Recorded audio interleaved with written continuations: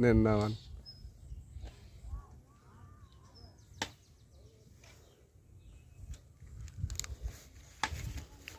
প্রাকৃতিক দুর্যোগ, হয়তো এলটি লাইনে কোনো পাখি পড়ছিল, শর্টে ট্রান্সফারের ফিউজ পুড়ে গেছে। 10 কেভি ট্রান্সফরমার, 2 এম্পিয়ারের ফিউজ। এখন আমরা ফিউজ লাগাবো। দাঁড়ান আমি আসতেছি।